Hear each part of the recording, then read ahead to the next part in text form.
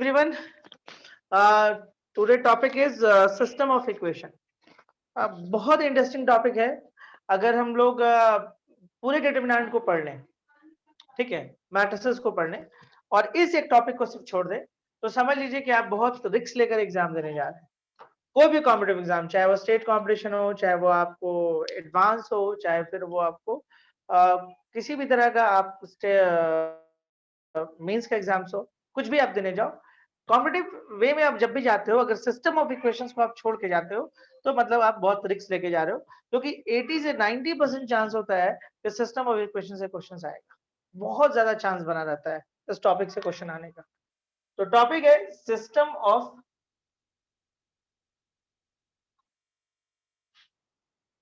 Equations. Okay,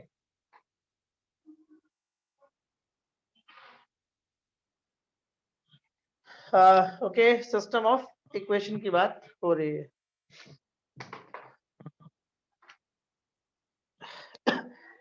सबसे पहले हम डिटरमिनेंट की बात करते हैं। इस चैप्टर में हम लोग क्या क्या देखें? देखिए, इस चैप्टर में हम लोग सबसे पहले ये देखें कि किसी भी डिटरमिनेंट को हम लोग कैसे एक्सपैंड करते हैं, एक्सपेंशन, और उस एक्सपेंशन के जरिए हम लोग कैसे वैल्यू निकालते हैं। ठीक है, using expansion find value of determinant, ये चीज हम लोग सीखे थे।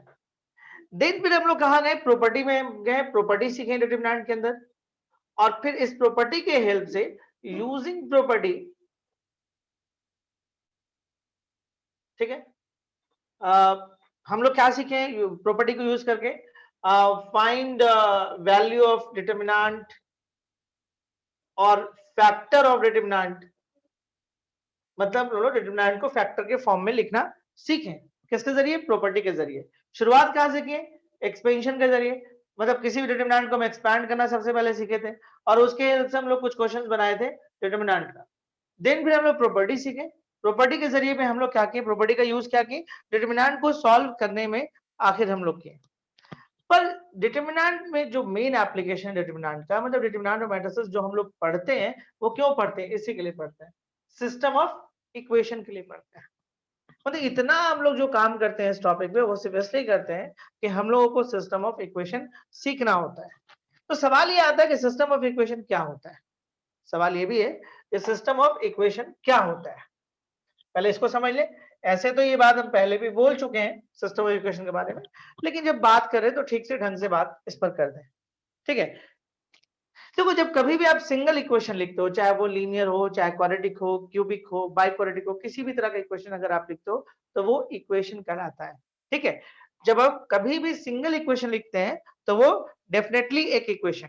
पर अगर हम एक से ज्यादा इक्वेशन लिख दें, एक से ज्यादा इक्वेशन लिख दें, मतलब हम ऐसा लिख दिए, फिर हम लोग कुछ भी 2x plus 5y plus Z plus 5, मतलब एक से ज्यादा अगर इक्वेशन को हम लिखते हैं, तो वो जो है कहलाता है सिस्टम ऑफ इक्वेशन कहलाता है।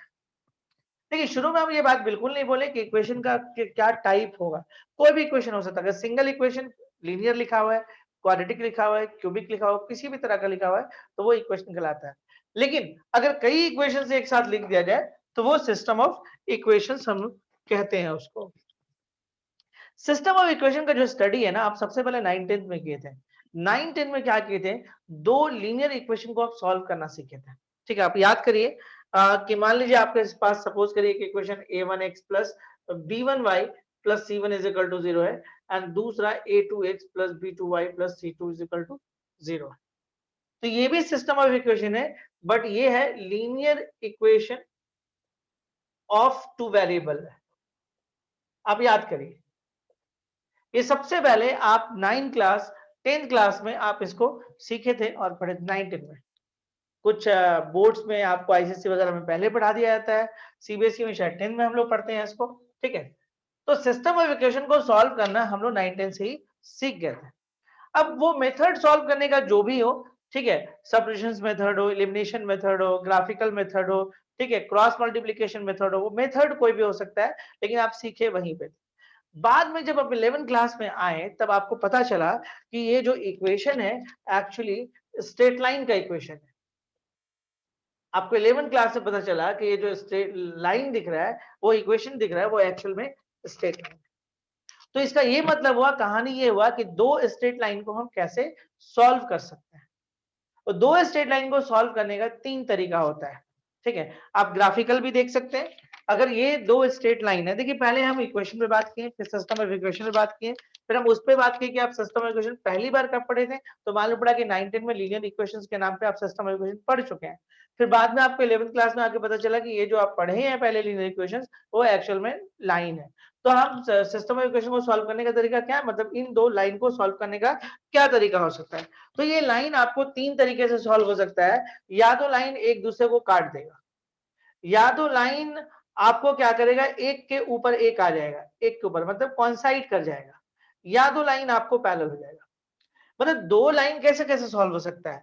एक तो तरीका ये है कि काट दे, एक तरीका आपके पास ये है कि एक दूसरे पे कॉन्साइड कर जाए, और एक तरीका ये कि पैरेलल हो। तो ये साफ दिख रहा है कि यहाँ पे ये सिर्फ एक पॉइंट पे काटा है, तो इसको हम लोग बोलते हैं यूनिक सॉल्यूशन। और इसमें देख रहे हैं कि बहुत सारा सॉल्यूशन है, तो ये हो जाएगा मेनी सॉल्यूशन। और ये जो है सॉल्यूशन ही नहीं मिल रहा है क्योंकि एक दूसरे को काट नहीं रहा है। अच्छा एक बात और है कि यहां पे हमको दिख रहा है कि सॉल्यूशन तो मिल रहा है, चाहे एक मिले चाहे अनेक मिले, सॉल्यूशन तो मिल रहा है। तो हम लोग लिखते हैं कि व्हेन सिस्टम हैज, ठीक है, at least one solution, at least one solution, system is consistence. मतलब अगर आपको दो इक्वेशंस में कोई सॉल्यूशन मिल रहा है, तो अगर मतलब सॉल्यूशन मिल रहा है, चाहे एक मिले चाहे अनेक मिले, तो उसको हम लोग क्या बोलते हैं, कंसिस्टेंस बोलते हैं। और अगर आपको सॉल्यूशन नहीं मिल रहा है, तो हम लोग उसको बोलते हैं इनकंसिस्टेंस। सॉल्यूशन मिलने के को हम लोग कंसिस्टेंस बोलते हैं, और सॉल्यूशन नहीं मिलने का, अगर नहीं मिलता है, तो इस नेचर को हम लोग इनकंसिस्टेंस बोलते हैं। आपको ये भी याद होगा कि जब इस तरह का आप इक्वेशन पढ़े थे, तो यूनिक सॉल्यूशन के लिए आप पढ़े थे क्या, याद करिए आप, या हम यहीं पर लिख देते हैं। यूनिक सॉल्यूशन के लिए आप पढ़े थे a1 by a2 is not equal to b1 by b2। Unique solution के लिए आप यहीं पढ़े थे, याद करिए, दैट्स अ यूनिक सॉल्यूशन। और मेनी सॉल्यूशन के लिए आप पढ़े थे कि a1 by a2 is equal to b1 by b2। देखिए एक एक बात आपको पता होना चाहिए, तभी आप क्वेश्चन को आराम से क्रैक कर पाइएगा एग्जाम में, ठीक है। और अब यहां पे देखिए, अगर नो सॉल्यूशन पे आते हैं तो a1 by a2 is equal to b1 by b2 and is not equal to c1 by c2। Very simple, ये आपका नो सॉल्यूशन के लिए। तो आप बताइए ऐसा कौन सा बात है जिसको आप 10th क्लास में नहीं पढ़े या 9th में आप इस बात को नहीं पढ़े, ऑब्वियसली पढ़े। देखिए सबसे पहले हम बात की इक्वेशन पे। अगर सिंपल एक इक्वेशन लिखा जाता है तो वो चाहे लीनियर हो, क्वाड्रेटिक हो, क्यूबिक हो, बाइक्वाड्रेटिक हो, वो इक्वेशन कहलाता है। लेकिन उसी में हम लोग कई इक्वेशन डाल दें तो वो सिस्टम ऑफ इक्वेशन आता है। तो हम लोग स्टडी करें linear equation of system of equation. जो हमारा स्टडी है वो ये है, linear equation of system of equation. तो सबसे पहले हम लोग दो वेरिएबल वाला लिए, ठीक है, linear equation of two variable लिए। तो हम लोग को बाद में पता चला कि 11th में आके कि ये जो लिखे हैं हम दोनों, वो एक्चुअली स्ट्रेट लाइन को रिप्रेजेंट करता है। तो अब कहानी ये हुआ कि दो स्ट्रेट लाइन कैसे सॉल्व हो सकता है। दो स्ट्रेट लाइन के सॉल्व करने का एक तरीका ये है कि दोनों एक दूसरे को काट दे, या एक दूसरे पे कॉन्साइड कर जाए, या पैरेलल हो जाए, यही 3 तरीका है। तो अगर दोनों एक पॉइंट पे सिर्फ काटता है तो सॉल्यूशन को हम यूनिक बोलते हैं, और अगर कॉन्साइड करता है तो सॉल्यूशन को मेनी बोलते हैं, और अगर पैरेलल है तो मतलब सॉल्यूशन ही नहीं आया तो नो सॉल्यूशन बोलते हैं। सॉल्यूशन आने की घटना को या सॉल्यूशन होने के नेचर को कंसिस्टेंस बोलते हैं, और सॉल्यूशन नहीं अगर होता है तो इनकंसिस्टेंस बोलते हैं, ठीक है। अच्छा एक बात हम लोग और पढ़े थे कि अगर इस तरह का इक्वेशन हो और हमको अगर इस तरह से लिखना पड़े कि आप बताइए कैसे पता चलेगा कि यूनिक सॉल्यूशन है कि नहीं है, तो आप इससे आप पता कर सकते हैं। अगर a1 by a2 is not equal to b1 by b2 तो दैट सॉल्यूशन इज यूनिक। हो सकता है आप ग्राफ नहीं बना पा रहे हो, दो इस तरह का इक्वेशन लिखा हुआ है और आपको जानना है कि उसका क्या नेचर है, तो आप इस तरीके से नेचर पता कर सकते हैं कि अगर इस तरह का रेशियो आने लगे तो हम बोलेंगे यूनिक सॉल्यूशन है, इस तरह का रेशियो आने लगे तो बोल देंगे मेनी है, और इस तरह का रेशियो अगर आने लगे तो हम लोग बोलेंगे नो सॉल्यूशन है। यहां तक कहानी क्लियर है कि यहां तक में कोई प्रॉब्लम है? उसके बाद ही आगे बढ़ेगी, जल्दी बोलिए, फटाफट फटाफट जल्दी बोलिए। क्लियर, ठीक है, जरा भी नहीं छोड़िएगा, सब चीज एक दूसरे से अटैच है, ऐसे छोड़िएगा नहीं। जब आप इसको तरीके से करिएगा तो आपको हर तरीके का क्वेश्चन बन जाएगा। ओके, मतलब बहुत ज्यादा चांसेस है इससे क्वेश्चन आने का। आप कॉम्पिटिटिव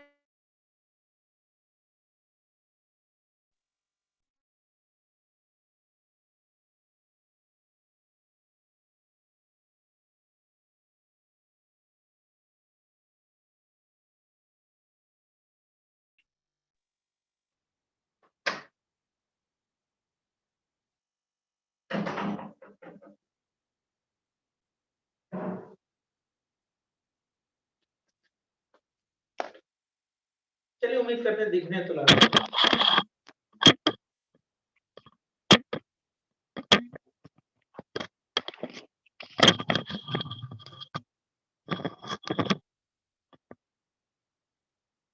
क्लियर है, चलिए ठीक, बढ़ते हैं। यहां तक हम लोगों का कंसेप्ट आपका क्लियर हो गया।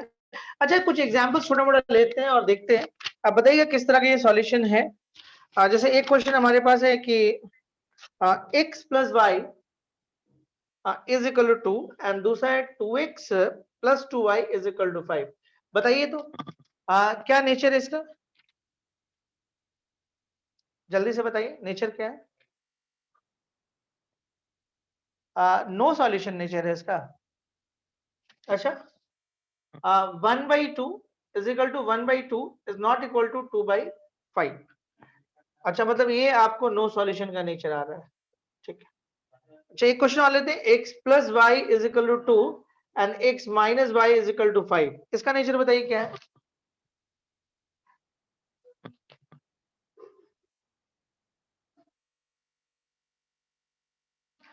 यूनिक नेचर आ रहा है क्योंकि ये 1 है, ये 1 है, और ये 1 और ये -1 है, तो हम लोग देख रहे हैं कि a1/a2 is not equal to b1/b2, तो नेचर जो होगा वो आपका यूनिक होगा। चलिए यहां तक सही है, सही है, सही है, बहुत सही। बढ़ते हैं, चलिए आगे बढ़ते हैं। ओके, आप नेक्स्ट इसमें आते हैं हम लोग। सपोज चलिए अब हम लोग सीखते हैं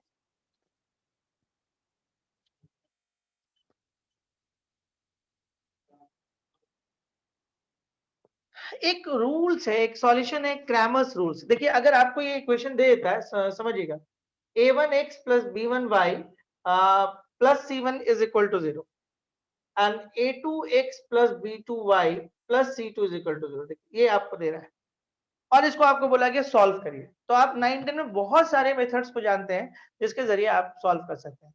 तो एक नए मेथड को हम इंट्रोड्यूस कराते हैं और वो मेथड है क्रैमर्स रूल्स। तो क्रैमर्स रूल्स क्या होता है पहले वो समझ लें, ठीक है, क्योंकि जब हम 3 वाले पे बात करेंगे ना तो वहां पे हम आप दिखा नहीं पाएंगे, ठीक है। तो चलिए देखिए, क्रैमर्स रूल्स को हम लोग थोड़ा सा समझते हैं क्या होता है। क्रैमर्स रूल्स का हम लोग इंट्रोडक्शन यहाँ पे करने का कोशिश करते हैं। बहुत अच्छा रूल्स है, ठीक है। तो सबसे पहले देखिए, क्रैमर्स रूल्स तभी लगता है जब सॉल्यूशन यूनिक हो, यानी कि आप मान के चलिए कि a1/a2 is not equal to b1/b2, ये गिवन एक तरह से समझ लीजिए, मतलब ये यूनिक के लिए ही काम करता है। अरे आप जब 9-10 में सॉल्यूशन निकालते थे कि फाइंड एक्स एंड वाई, तो क्या होता था, ज्यादातर यूनिक ही सॉल्यूशन आता था। मेनी एंड नो तो बहुत कम आता था, उसके लिए स्पेशल एक एक्सरसाइज डेवलप किया हुआ था, ठीक है। बट शुरू में जब आप पढ़ते थे तो एक्स और वाई का आप सॉल्यूशन निकालते थे, तो वो separation method, elimination method, cross multiplication method, वो सब जो भी मेथड था, तो वहां पे आप क्या करते थे, वही यूनिक सॉल्यूशन निकलता था, सिंगल सॉल्यूशन निकलता था। तो ये रूल्स भी तभी फॉलो होता है जब आपका सॉल्यूशन यूनिक हो। यूनिक का मतलब ये वाला होना चाहिए। चलिए अब देखते हैं हम लोग कैसे सॉल्व कर सकते हैं। तो चलो थोड़ा सा इसको मिडिल में लिख लेते हैं, फिर हम बात करते हैं। देखिए क्रैमर्स रूल्स को जब आप जानिएगा ना तो आपको एक तरह से लगेगा, अरे हम लोग तो जानते हैं क्रॉस मल्टीप्लीकेशन फिर से पढ़ना है, आपको कुछ ऐसा फील आएगा, ठीक है, कुछ आपको ऐसा फील आएगा कि क्रॉस मल्टीप्लीकेशन हम फिर से पढ़ रहे हैं। तो देखिए सबसे पहले हम x लिखते हैं, ओके, x लिखिएगा तो आपको पता है कि इसको छिपा दीजिए, ये सब आप जानते हैं। तो b1c2 माइनस b2c1, बीच वाले में माइनस ले लीजिए, ये हो जाएगा a1c2 माइनस a2c1, और फिर इसके लिए ले लीजिए 1, ठीक है। अगर यहाँ पे प्लस लीजिएगा तो फिर आपको उल्टा करना पड़ेगा, मतलब a2c1 माइनस a1c2 करना होगा, ये अच्छा लगता है। माइनस ही ले लीजिए तो आप सीधा सीधा करिएगा, ये हम लोग 3D ज्योमेट्री में भी सीखे हैं। और ये 1 अगर आप लेते हो तो आपके पास हो जाएगा a1b2 माइनस a2b1, ओके। तो देखिए हम लोग क्या करते हैं, समझिएगा। इसके बाद तो क्या हम इसको ऐसे लिख सकते थे, b1 डिटरमिनेंट के फॉर्म में, ओके, एंड c1 c2, देखिए तो b1 c2 minus b2 c1 आ रहा है, क्लियर है। y के लिए हम लोग क्या करते हैं, minus y is equal to, ध्यान से देखिएगा, a1 a2 and c1 c2, एक बार करके देखेंगे, a1 c2 minus a2 c1 आ रहा है। और 1 के लिए करिएगा तो a1 a2 and b1 b2, करके देख लीजिए, a1 b2 minus a2 b1 आ रहा है। तो क्या आप x के लिए कुछ ऐसा लिख सकते हैं क्या, x के लिए देखिए आप ऐसा लिख सकते हैं, b1 b2 c1 c2, ठीक है, and a1 by a2 and b1 by b2, this is x। और अगर आप y के लिए आते हैं तो फॉर y, ध्यान देगा y के साथ माइनस भी है, तो अगर आप माइनस को नीचे ले आइएगा तो ये लोग, अगर हम कॉलम को जगह बदल दें तो काम बन जाएगा, दो कॉलम को इंटरचेंज करेंगे तो एक माइनस यहाँ पे आ जाएगा, वो माइनस से माइनस खत्म हो जाएगा। तो हम कुछ ऐसा लिख दें, c1 c2 and a1 a2 by a1 a2 and b1 b2। तो इसी ये जो दिखाए ना, इसी को कहते हैं हम लोग, this is called a Cramer's rule, इसी को क्रैमर्स रूल्स कहते हैं, ओके।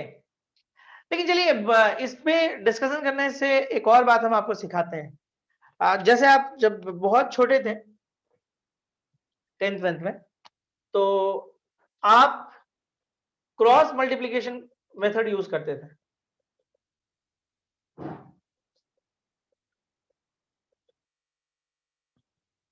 ठीक है। देखिए कितना आसान था, देखिए दिखाते हैं हम आपको कुछ चीज, हम आपको यहाँ सिखाते हैं। अगर आपको 9-10 में थोड़ा सा आपको सिखा दिया जाए तो बहुत इजी हो जाएगा। जैसे आप x लिखिए, ओके, लिख लें, x लिखिएगा तो ये वाला पोर्शन तो खत्म, तो देखिए यहीं से स्टार्ट करिए, b1 b2 and c1 c2 हो गया। फिर y लिखिए, देखिए जब आप x यूज किए थे तो आप ये दोनों लिए, जब y यूज करिए तो उसके आगे लिखिए, आगे पीछे मत जाइएगा, आगे लिखिए, तो आगे में कौन मिल रहा है, c1 c2, c1 c2 का फिर वो मिलेगा, तो a1 a2। और जब 1 लिखिएगा तो फिर आप डायरेक्ट यहां आना होगा, तो a1 a2 and b1 b2। देखिए क्रॉस मल्टीप्लिकेशन कितना आसान है, देखिए हम इस लाइन को डायरेक्ट आ गए। अगर हम इसको थोड़ा ठीक कर लें तो वही हो जाएगा, c1 c2 यहां आ जाएगा, a1 a2 यहां आ जाएगा, और देखिए हो गया। अब कोई बच्चा को अगर यहां से सॉल्व करना तो कितना आसान है, कुछ नहीं किए, x को लिखें b1 b2 and c1 c2 लिखिए, y को लिखें तो उसके आगे देखेंगे, पीछे नहीं देखेंगे, y के बाद ये c1 c2 और उसका फिर ये तो लिखना ही होगा, फिर मतलब एक साइक्लिक फॉर्म है, देख रहे हैं आप, साइक्लिक फॉर्म है। अगर ये x है, ये y है और ये कांस्टेंट है, तो अगर हम x लिए तो y और कांस्टेंट लिए, देखिए y का कांस्टेंट लिए, जब y लिए तो कांस्टेंट और x लिए, और जब हम कांस्टेंट लिए तो x और y लिए, कितना इजी था। अब देखिए यहां से सॉल्व करना कितना इजी। एक और चीज सीखिए, अगर आपको इस तरह का कोई चीज दिया हुआ है तो जो आप लिखते हो ना a1 by a2 and b1 by b2, ये सब जो लिखते हो, जैसे ये वाला पार्ट लिखते हो, इसको हम मिटा देंगे, सिर्फ समझाने के लिए लिख दे रहे हैं यहाँ पे।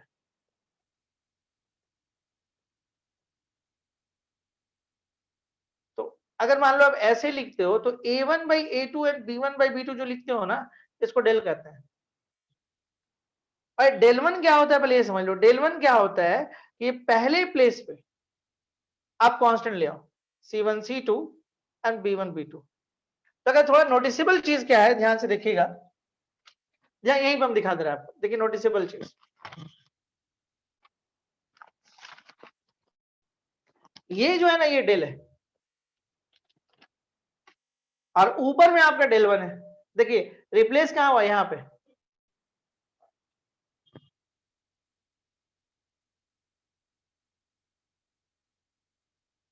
फिर देखिए y में आइए तो ये हो जाएगा डेल, ये हो जाएगा डेल 2। तो इसको हम लोग अभी और आगे समझेंगे। क्रैमर्स रूल जब 3 वाला आएगा तो हम लोग समझेंगे। बेसिकली हम लोग क्या सीखें कि देखिए हम लोग ये चीज देखे, 2 इक्वेशन लिए, इसको सॉल्व किए हम। सॉल्व ये वो तरीका था जो आप 10th क्लास में सीखे थे, और बस इस तरीके को क्या डिटरमिनेंट के फॉर्म में लिख दिए। तो यहां से x कुछ इस पैटर्न में निकला, तो इसी को हम लोग क्या बोले, क्रैमर्स रूल्स बोले, इसी को बोले। ठीक है। अब देखिए एक और चीज हम आपको सिखाएं कि अगर क्लास 10 के बच्चों को अगर ये सिखा दिया जाए तो कितना आसान हो जाएगा उनके लिए क्रॉस मल्टीप्लिकेशन। कुछ नहीं किए, x लिखें B1 B2 C1 C2 लिखें, y लिखें C1 C2 A1 A2 लिखें, और कांस्टेंट लिखें तो A1 A2 and B1 B2 लिखें। कोई माइनस प्लस का झंझट नहीं है, अपने आप आपको ये वाला स्टेप्स दिख जाएगा। मतलब ये माइनस मैनेज करके दिखेगा पूरा। C1 C2 आगे आ जाएगा, A1 A2 बाद में आ जाएगा, पूरा मैनेज होगा। और जो इस तरह का पार्ट होता है, जैसे डेल किसको बोलते हैं, डेल ये वाला पार्ट बोला जाता है। A1 A2 B1 B2 को डेल बोला जाता है। डेल 1 किसको बोलते हैं, डेल 1 में क्या होता है, रिप्लेस होता है x वाले की जगह पे। तो C1 C2 यहां आ जाएगा और B1 B2 तो है ही। डेल 2 में क्या हो जाएगा, डेल 2 में आपका ये वाला रह जाएगा और यहां पे रिप्लेस हो जाएगा C1 C2। आगे इस पे हम लोग और बात करेंगे। देखिए एक क्वेश्चन बहुत पूछा जाता है, ठीक है, बहुत पूछा जाता है, दिखाते हैं क्या। यहां पे क्लियर है, आगे बढ़े इसके बाद। ये क्लियर है कंसेप्ट। मतलब हम लोग एक मेथड, भले नाम नया था लेकिन प्रोसेस पुराना ही था। क्रैमर्स रूल्स का एक नया नाम दिया, इसी को हम लोग क्रैमर्स रूल्स बोलते हैं। मतलब जो आप लिखते हैं क्रॉस मल्टीप्लिकेशन के जरिए, उसको हम लोग डिटरमिनेंट फॉर्म में लिख देते हैं, बस इतना ही होता है। और इस तरह का जो चीज होता है, फाइनली हम लोग इसको ऐसे पढ़ेंगे बाद में।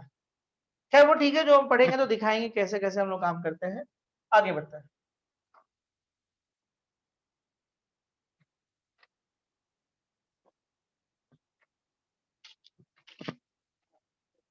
जैसे एक कंसेप्ट हम लोग देखते हैं, और लिखिएगा, कंडीशंस फॉर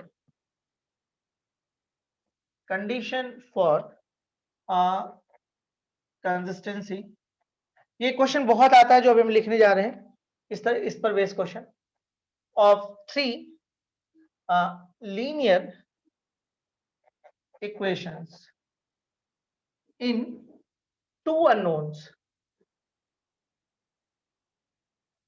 ओके, देखिए कंडीशंस फॉर कंसिस्टेंसी, कंसिस्टेंसी का मतलब होता है सॉल्यूशन आना। तो कंडीशन फॉर कंसिस्टेंसी मतलब सॉल्यूशन आना चाहिए, नो सॉल्यूशन की जगह नहीं। Condition for consistency of 3 linear equation. 3 linear equation तो ठीक लिखा है, लेकिन ध्यान दिए 2 ही अननोन है। 2 अननोन का मतलब 2 वेरिएबल है। तो चलिए हम लोग 3 इक्वेशन लिख लेते हैं। a1x plus b1y plus c1 is equal, देखिए 2 ही अननोन बोला है। a2x plus b2y plus c2 is equal to 0 and a3x plus b3y plus c3 is equal to 0। देखो इफ, एक लाइन लिख लेते, if this system has consistence,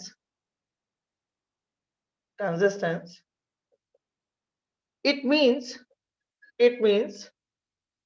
system are concurrent। देखिए एक बात बड़ा तय है कि ये जो तीनों है वो तीनों लाइन है। तो ये कंसिस्टेंस कब होगा, जब ये कंकरेंट होगा, मतलब तीनों का तीनों लाइन कुछ ऐसा आ जाए, और कोई तरीका नहीं है, और कोई तरीका नहीं। ये कंसिस्टेंसी का कंसेप्ट नहीं है, आप ऐसे ऐसे करेगा, ये कंसिस्टेंसी का कंसेप्ट नहीं है कि ये दोनों इसको काट रहा है, ये दोनों इसको काट रहा है, ये कहां से हो जाएगा। मतलब वो सॉल्यूशन बताइए जो तीनों को सेटिस्फाई करता है, वो सॉल्यूशन बताइए। तो ये तो वो पॉइंट है जो दो को सेटिस्फाई कर रहा है, ये तो वो पॉइंट है जो इन दोनों को सेटिस्फाई कर रहा है, ये वो पॉइंट है जो इन दोनों को सेटिस्फाई कर रहा है। तो यहां से तो आपको नहीं मिलेगा। कंसिस्टेंसी का मतलब कि वो पॉइंट जो तीनों को सेटिस्फाई कर रहा है, तो वो यही होगा। और ये लाइन है, ये बात पक्का पता है। तो 3 लाइन कंसिस्टेंस कब हो सकता है? जब वो कनकरेंट हो। और उसके लिए जो कंडीशंस होता है वो आप लिख लो, A1 B1 C1 बहुत इंपॉर्टेंट कंसेप्ट है, बहुत सारा क्वेश्चन इस पे आपको दिखेगा। A3 B3 C3 is equal to 0, this a condition. अगर 3 लाइन दे रहा, बार बार लिख रहे हैं, लाइन है ये, है ना, 3 लाइन दे रहा है और कंसिस्टेंस का आपसे कंडीशन पूछ रहा है कि क्या 3 लाइन कंसिस्टेंस कब होगा? तो तभी होगा जब सिस्टम कनकरेंट हो। और कोई इसमें केस नहीं होता है, बस सिंगल ही केस है कनकरेंसी का। आप बोलेगा कि तीनों एक दूसरे पे मिनी सॉल्यूशन में हो जाएगा, नहीं हो पाएगा। वो 2 पे तो समझ में आता है, 3 अगर एक साथ कोइंसाइड कर जाएगा तो कोई मीनिंग ही नहीं रहेगा उसका। तो यहां पे सिर्फ एक ही कंडीशन निकलता है कंसिस्टेंसी का, जब तीनों लाइन एक ही पॉइंट से गुजरे, मतलब सिस्टम आपका कनकरेंट हो जाए, और वो ये होगा, इस कंडीशन के कारण आता है। आप कोऑर्डिनेट ज्योमेट्री 11 क्लास में इसका प्रूफ भी है। अरे प्रूविंग कुछ नहीं होता है, प्रूविंग में क्या होगा, यहाँ से x एंड y हम सॉल्व करके निकालेंगे, ठीक है, वो एलिमिनेशन या क्रॉस मल्टीप्लिकेशन के मेथड से वापस x और y हम यहाँ पर पुट करेंगे, तो डिटरमिनेंट वाला वो फॉर्म आता है ना, a1 b2 c3 minus b3 c2, इस तरह का जो फॉर्म आता है, जैसे हम इसके रिस्पेक्ट में अगर तोड़ दें या इसके रिस्पेक्ट में तोड़ दें, तो ठीक कुछ फॉर्म आता है ना इस तरह से। तो जब आप यहाँ से x और y सॉल्व करके इसमें पुट करिएगा तो उसी तरह का फॉर्मेट आ जाएगा। अब बाद में उसको डिटरमिनेंट के फॉर्म में आप लिख सकते हैं। तो वैसे ना करके हम साफ साफ दिखा दी इज अ कंकरेंसी, मतलब कंकरेंसी के लिए जो कंडीशन है वो ये। एक आध क्वेश्चन इसमें छोटा सा हम देख सकते हैं क्या है। ऐसे क्वेश्चन कराने के लिए इसमें बहुत मिल जाएगा और बहुत सारा क्वेश्चन रहता भी है। आपको पहचानना है कि लाइन पे काम करा रहा है, 2 वेरिएबल पे काम हो रहा है कि 3 वेरिएबल पे हो रहा है। 2 वेरिएबल पे 2 ही इक्वेशन है कि 3 इक्वेशन, वो सब ध्यान रखना होगा। अब इसे एक क्वेश्चन है, थोड़ा सा देखते हैं कि इफ द इक्वेशंस, आया हुआ पूछा हुआ क्वेश्चन है, if the equations are 2x plus 3y, 2x plus 3y plus 1 is equal to 0 and 3x plus y minus 2 is equal to 0 and ax plus 2y minus b is equal to 0 are consistent, then find a minus b is equal to fill in the blanks.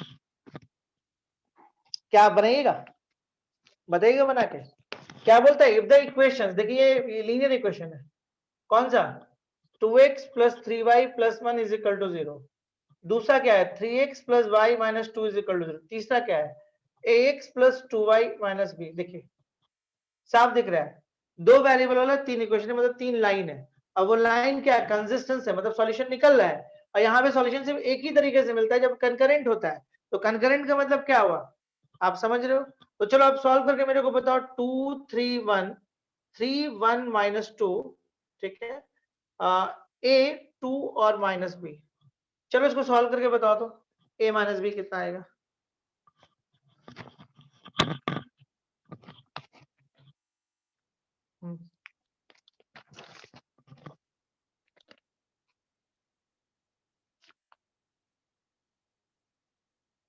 जल्दी करें।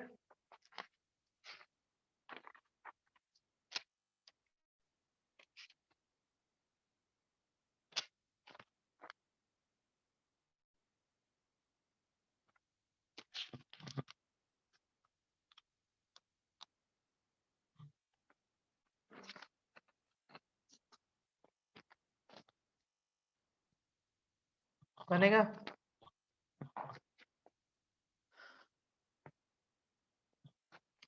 एक answer आया है, एक बच्चा निकाला है 2, इसका आंसर निकाला है, करेक्ट है आंसर। एक आंसर अब तक आ चुका है, आंसर है 2, ये करेक्ट है। कुछ करना नहीं है, बस डिटरमिनेंट को सॉल्व कर लेना है। ये 0 के बराबर है, बस थोड़ा सा डिटरमिनेंट को सॉल्व कर लीजिएगा, रिजल्ट आ जाएगा।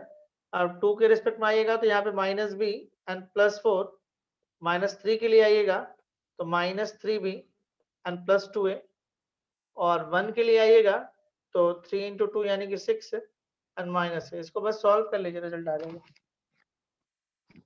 चलिए बढ़ते हैं आगे, बढ़ाइए आगे, यहां तक क्लियर है? ठीक है,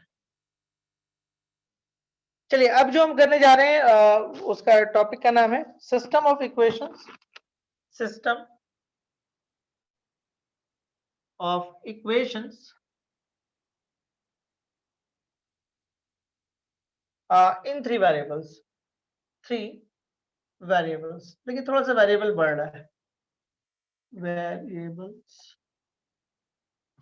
देखिए अब जो इक्वेशन आ रहा है वो तीन वेरिएबल पे आ रहा है, मतलब आपके पास a1x plus b1y plus c1z is equal to d1, and what second है आपके पास a2x plus b2y plus c2z is equal to d2, and third है a3x plus b3y plus c3z is equal to d3। Okay, अच्छा आपको याद है कि जब हम लोग मैट्रिसेस पढ़ रहे थे तो हम इस तरह के क्वेश्चन को सॉल्व किए थे, मतलब जो लास्ट ही क्लास था वही तो था, इसी पर तो बेस्ड था क्लास, कि सिस्टम ऑफ इक्वेशन को सॉल्व करना यूजिंग मैट्रिक्स मेथड। याद है?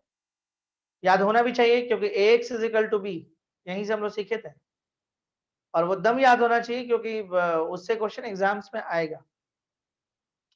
बट अभी फिलहाल जो हम सीखने जा रहे हैं वो हम लोग इससे नहीं सीख रहे हैं, मैट्रिसेस का जो मेथड है उससे नहीं सीख रहे हैं, हम लोग कोई नए मेथड से सीखेंगे।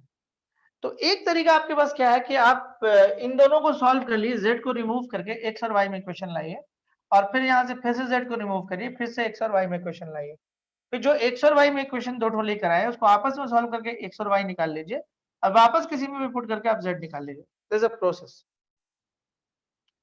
तो वो एक तरीका है, वो तो बड़ा लेंदी है। तो हम लोग क्या करते हैं, यहाँ से एक तरीका को डेवलप करते हैं, और वो तरीका कहलाएगा क्रैमर्स रूल्स। तो क्रैमर्स रूल्स में होता क्या, कैसे सॉल्व होता है, वो मेथड जानते हैं हम थोड़ा सा। क्रैमर्स रूल्स में सबसे पहले आपको del, del one, del two और डेल थ्री लिखना पड़ता है, पहला काम है ये। तो देखिए क्या करेगा, तो डेल क्या होगा इसमें, देखिए डेल आपका होगा a1, जो आपका xyz का कोएफिशिएंट है वो आपका डेल कहलाता है। डेल आपका हो जाएगा a1 b1 c1, a2 b2 c2 and a3 b3 c3। What is the del one? Del one क्या होगा, देखिए डेल वन तो पहले पोजीशन पर जो पहला कॉलम है ना वहां पे रिप्लेस करेगा ये a1 a2 a3 को, तो यहाँ पे आ जाएगा d1 d2 d3 b1 b2 b3। अच्छा कोई बच्चा बोलेगा कि ऐसे ही क्यों लिखते हैं, दिमाग में आ सकता है बात, तो हम उनको वही बताएंगे कि तीन वेरिएबल में बताना और दिखाना तो मुश्किल है, लेकिन टू वेरिएबल पे आप ये करके देख सकते हैं, दिखाए भी थे हम आपको। ठीक है, del two by del two में क्या होता है, डेल टू चलिए यहां लिख लेते हैं, ये वाला जो डेल वन दिख रहा है ये तो आपका ठीक रहेगा ऐसे ही, और b1 b2 b3 के जगह पे d1 d2 d3 हो जाएगा, और c1 c2 c3 हो जाएगा। और what is a del three, तो पहला दो पोजीशन तो ठीक रहेगा हमारा b1 b2 b3, and last position जो आपका वो d1 d2 d3 हो जाएगा। उम्मीद करते हैं कि यहां से आप सीखे, यहां तक क्लियर है? थोड़ा मिटाना भी पड़ेगा, आप देख रहे हो जगह बिल्कुल नहीं है। ठीक है, क्रैमर्स रूल्स में हम आपको एक और चीज सिखाए थे कि क्रैमर्स रूल्स तभी अप्लाई होता है जब आपका del is not equal to zero. देखिए हम कर क्या रहे हैं पहले आप समझिए, इस तरह के इक्वेशन को सॉल्व करने का एक तरीका तो ये था ax is equal to B, याद करिए उसमें a कौन था, a यही था, इसी को आप a बोलते थे, एक्स वाई जेड के कोएफिशिएंट को। ठीक है, बट उस पैटर्न से हम लोग, ये मैट्रिक्स मेथड था, तो हम मैट्रिक्स मेथड से नहीं सॉल्व कर रहे हैं। और याद रखिएगा क्रैमर्स रूल्स वैलिड नहीं है आपके स्कूल एग्जाम में, क्रैमर्स रूल्स वैलिड नहीं है आपके बोर्ड एग्जाम में, स्कूल एग्जाम में वैलिड नहीं है, 0 मार्क्स दे देगा। इसलिए कल और आज हम दोनों में मैसेज यही किए थे कि आज का जो टॉपिक है वो मेंस और मतलब जो भी कॉम्पिटिटिव एग्जाम्स है उनके लिए है। ठीक है, तो इस मेथड से हमको सॉल्व नहीं करना, ये बहुत टाइम लेता है। ग्रामर रूल्स बहुत जल्दी बना देता है, आप देख भी रहे कि del, del one, del two and del three हम डिसाइड कर लिए। अब हमको del is not equal to zero, Cramer's rules लगता कब है, जब del is not equal to zero होता है, तभी क्रैमर्स एप्लीकेबल है। तो आप क्या करो, इसमें एक डेल वन खुद से लिख लो अपने से, समझते हैं। और डेल वन आपके पास कितना है, D1 D2 D3 B1 B2 B3। हम मिटाएंगे, बोर्ड क्लियर करेंगे, नहीं हो पाएगा इतने कम जगह में, तो हम बोर्ड को थोड़ा सा क्लियर कर रहे हैं, ठीक है।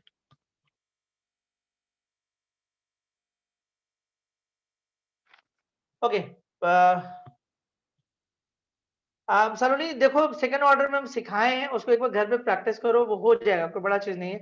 अरे वो इसी से आता है, आपको क्या बोलते हैं, क्रॉस मल्टीप्लिकेशन के जरिए ही आता है, इसलिए सेकंड ऑर्डर में हम वो चीज दिखा रहे थे। आप देखो लास्ट तक जाने दो ना पहले इसको। देखो हम लोग क्या कर रहे हैं कि now del one, sorry, now del one लेते हैं। डेल वन क्या था याद करिए, D1 D2 D3 B1 B2 B3 and C1 C2 C। तो ये आपका मकसद क्या है, आपका मकसद है एक्स वाई और जेड को फाइंड आउट करना। अगर आप क्रैमर्स रूल से सॉल्व करते हैं तो सबसे पहले आपको del, del one, del two और डेल थ्री डिसाइड करना होगा। डेल क्या होता है, डेल ये वाला होता है जो एक्स वाई जेड का कोएफिशिएंट है। डेल वन कैसे होता है, जब डेल वन बोलिएगा तो ये रिप्लेस हो जाएगा पहले पोजीशन पे, डेल टू बोलिएगा तो सेकंड पोजीशन पे रिप्लेस करेगा, डेल थ्री बोलिएगा तो थर्ड पोजीशन पे रिप्लेस करेगा, ठीक है। उसी तरह से ऐसा हो रहा था, देखिएगा, ध्यान दीजिएगा, a1x plus b1y plus c1 is equal to 0 and a2x plus b2y plus c2 is equal to 0। तो यहाँ पे अगर डेल की बात करते तो a1 a2 b1 b2 होता था, और डेल वन की बात करते तो पहले पोजीशन पे कौन आता, c1 c2 आता, और यहाँ पे b1 b2 एज यूजुअल रहता। और जब डेल टू की बात करते हैं यहाँ पे, तो डेल टू में क्या होता कि a1 a2 तो एज यूजुअल रहता, और इस जगह पे आपके पास c1 c2 आता। आप देखिए जब सेकंड ऑर्डर पे हम लोग काम किए थे तो ऐसे ही लास्ट में आया था निकल के, जब हम लोग एक्स निकाले थे और इस तरह से जो लिखाया था याद कर देखिएगा, तो ऐसे ही कुछ था, और फाइनली वहां से निकल के आया था X del one by del and Y del two by del निकल के आया था।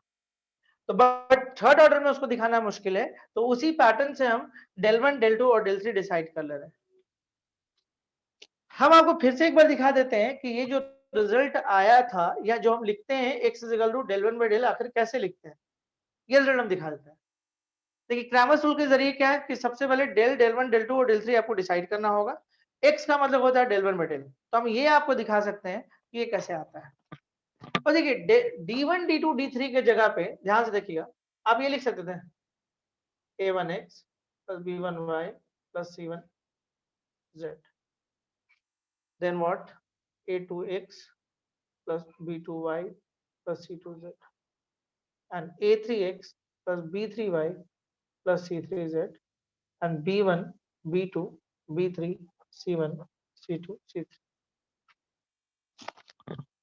कुछ नहीं किए, हम क्या किए, ये जो डिटरमिनेंट लेकर चल रहे हैं उसमें D1 D2 D3 के जगह पे हम रिप्लेस किए इस चीज को।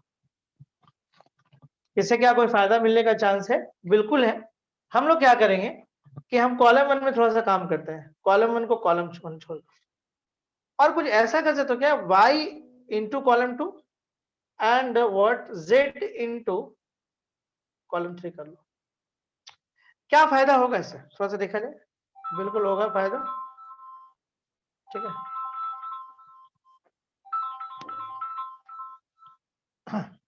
क्या फायदा होगा थोड़ा सा देखा जाए इसका।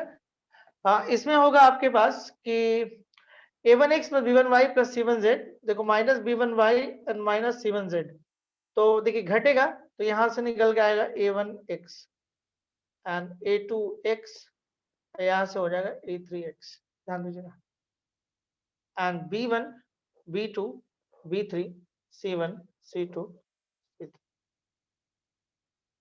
और देखिए आपके पास रिजल्ट कितना प्यारा आ रहा है, del is equal to, sorry del one is equal to, यहां से देखिए x को निकाल दीजिए बाहर, तो अंदर में जो रिजल्ट आएगा वो a1 a2 a3 b1 b2 b3 and c1 c2 c3 कर लीजिए। तो del one is equal to X, और इस रिजल्ट को आप पढ़ सकते हैं डेल, यू नो दैट ना, रिजल्ट डेल है, तो एक्स का रिजल्ट क्या आ गया, डेल वन बाई डेल। ये रिजल्ट बहुत इंपॉर्टेंट है। आप एक चीज नोटिस करिए, ये जो रिजल्ट है ना निकल के आया है, और ये जो रिजल्ट है वो आपका डेराइव्ड रिजल्ट है, याद रखिएगा। ये जो आप क्या किए, एक्स को छोड़ के डेल को नीचे लाए हैं, ये डेराइव्ड रिजल्ट है। एक्चुअल में निकल के क्या आएगा, del one is equal to x del है। ये याद रखने वाली बात, इंपॉर्टेंट पॉइंट है।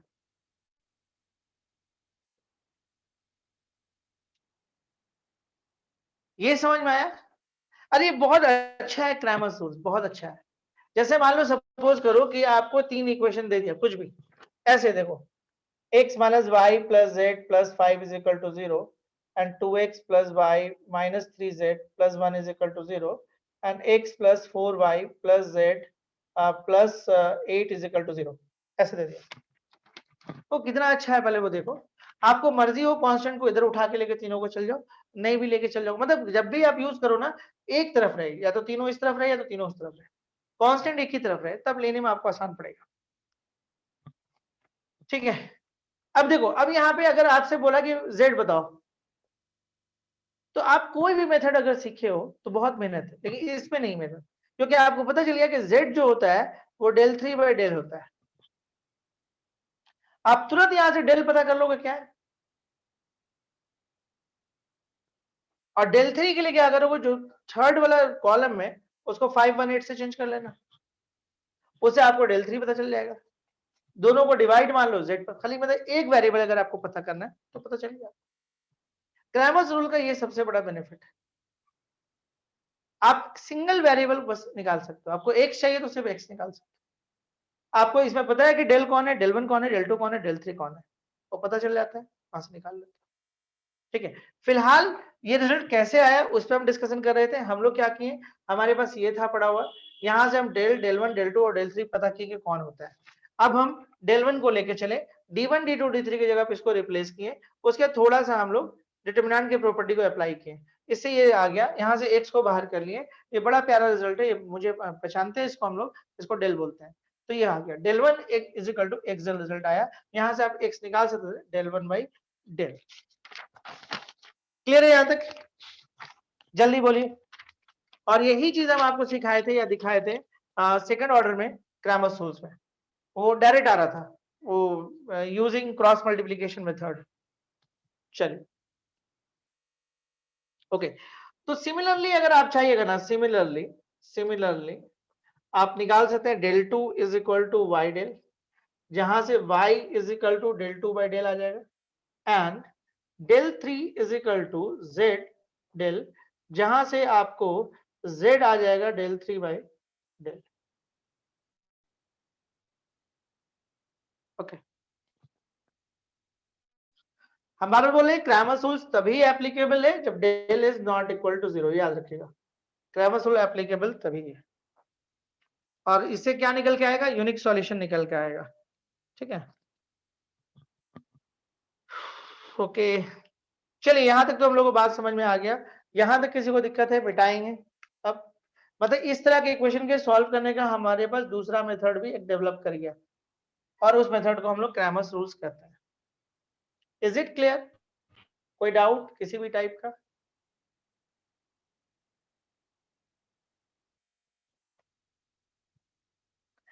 अब देखिए, एक चीज आप नोटिस करें, ये जो इक्वेशन लिखा हुआ है, ठीक है, ये जो भी इक्वेशन लिखा हुआ है आप ध्यान से देखें, ये प्लेन का इक्वेशन है।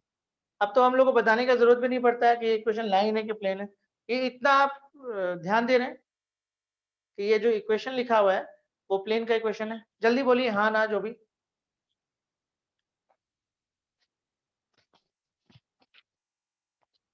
ठीक है, ये प्लेन का इक्वेशन है।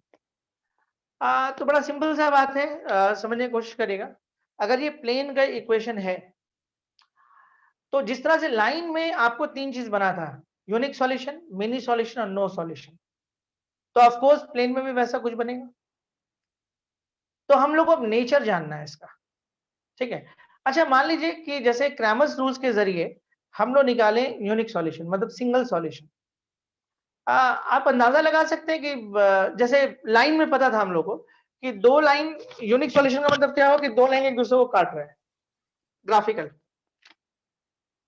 अगर हम लोग को ये पता करना हो कि इनका यूनिक सॉल्यूशन क्या होगा, क्योंकि ये तो प्लेन है, तो ग्राफिकल आप कैसे समझ पाइएगा कि ये आपको यूनिक सॉल्यूशन हुआ, तो हम आपको समझाते हैं। आप अभी जिस रूम में पढ़ रहे हैं ध्यान दीजिएगा, तो ये एक वॉल होगा, आपके सामने एक वॉल होगा, एक ऊपर में वॉल है और एक इस साइड वॉल ले लीजिए या इस साइड, किसी भी साइड ले लीजिए। एक इस वॉल को पकड़िए, एक उसके टॉप पे वॉल पकड़िए और एक इधर वाला पकड़िए। एक कॉर्नर बन रहा है साइड में, देखो तो एक कॉर्नर बन रहा है ना। देखो ड्राइंग मेरा बहुत अच्छा नहीं है, हम दिखा नहीं सकते हैं, ठीक है, बहुत खराब टाइप का ड्राइंग है, लेकिन जो बोल रहे हैं उसको समझिए। ये एक वॉल है, ओके, एक वॉल आप इस तरफ रख लीजिए और एक वॉल अपना ऊपर टॉप का रख लीजिए, तो एक कॉर्नर बन रहा होगा उस तरफ से। डायगोनली एक कॉर्नर बन रहा है ना, देखिए उसमें 3 वॉल यूज किया हुआ है, सही है। आप नीचे भी देख सकते हैं वो चीज, डायगोनली देखिए, डायगोनली कोई वाला भी पॉइंट उठाइए, इधर वाला भी उठाइए, किसी भी तरह का उठाइए, उसमें 3 वॉल यूज किया होगा, एक वॉल ये, एक वॉल ये और ये।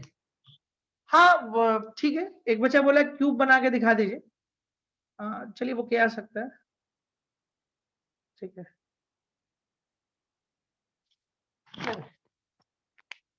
तो हम ये वाला बात कर रहे हैं, यहाँ पे बात कर रहे हैं ये वाला, ठीक है। देखिए एक वॉल इधर वाला यूज किया हुआ है, एक वॉल इधर यूज किया, एक वॉल इधर यूज किया, एक टॉप यूज किया हुआ है, एक ये यूज किया, एक ये यूज किया, तो that is a unique solution. तीनों प्लेन है, ये तो प्लेन है जो वॉल दिख रहा है, ठीक है, क्योंकि दो एक्सिस है इसके ऊपर, एक्स और वाई, या जो भी एक्सिस, वाई जेड या जेड एक्स, जो भी एक्सिस हो, ठीक है। तो ये आपका सिंपली क्या है, आपको प्लेन है, उधर भी एक प्लेन है, टॉप में भी एक प्लेन है, यहाँ पे 3 प्लेन है, 3 प्लेन है तो एक कॉर्नर दिख रहा है आपको। तो अगर कोई आपसे पूछे कि इसका यूनिक सॉल्यूशन आप कैसे दिखाइएगा ग्राफिकल, लाइन को तो बड़ा सिंपल है कि दोनों एक दूसरे को काट दिया। एंड फॉर यूनिक सॉल्यूशन, ठीक है, for unique solution del is not equal to 0। Simple बात भी है, अगर आप एक डेल 1 बाई डेल लेते हैं तो आपको ये डिनोमिनेटर 0 नहीं होना चाहिए। अगर डेल 0 हो गया तब तो ये कुछ अजीब हो जाएगा, या तो सॉल्यूशन होगा नहीं, या तो फिर पता नहीं इन्फिनिटी की तरफ मूव करेगा या कहाँ जाएगा। तो यूनिक सॉल्यूशन के लिए देखिए, y अगर आप लेते हो डेल 2 बाई डेल और z लेते हो तो डेल 3 बाई डेल, तो अगर इसका एक सॉल्यूशन चाहिए, सिंगल सॉल्यूशन चाहिए, क्योंकि हम लोग को पता है कि नीचे अगर 0 आ गया, ऊपर में कोई नंबर आ गया तो वो इन्फिनिटी को टेंस करने लगेगा। तो अगर आपको एक्स वाई जेड का सॉल्यूशन चाहिए तो obviously del is not equal to 0 होना चाहिए, ये नॉट इक्वल टू 0 होना मस्ट है। तो for unique solution del is not equal to 0। ये नेचर पे बात कर रहे हैं, ठीक है, ये हम लोग नेचर पे बात कर रहे हैं। किसके नेचर पे बात कर रहे हैं, जो हम लोग नॉन होमोजीनियस, यहाँ पे देखो ऐसे ही बोल सकते हैं। अच्छा ये एक नया वर्ड यूज कर दिए, कोई बात नहीं, इसको हम लोग आगे भी क्लियर कर लेंगे, फिलहाल लिख दे रहे हैं। जो हम लोग 3 इक्वेशन लिए हैं, 3 वेरिएबल वाला, उसका यूनिक सॉल्यूशन क्या होगा, del is not equal to 0। मतलब आपको अगर ये पता करना है कि इसका क्या सॉल्यूशन आएगा, जैसे कुछ भी लिख दो, 2x plus y minus 1 minus z is equal to 2 and x plus y plus z is equal to 1 and 3x plus 5y minus 4z is equal to 7, और आपसे पूछ रहा है कि बताइए इसका सॉल्यूशन कैसा होगा। नेचर पूछ रहा है, सिर्फ नेचर, आपसे एक्स वाई जेड का आंसर नहीं पूछा, सिर्फ नेचर पूछा है कि क्या ये सॉल्यूशन यूनिक है। तो आप चुपचाप डेल निकाल लो, 2 1 3 1 1 5 एंड माइनस 1 1 एंड माइनस 4, और इसको सॉल्व कर लो। अगर इसका रिजल्ट 0 नहीं आता है तो ये यूनिक सॉल्यूशन दे रहा है, यानी इसका सिंगल सॉल्यूशन आएगा। इज इट क्लियर, आगे बढ़े।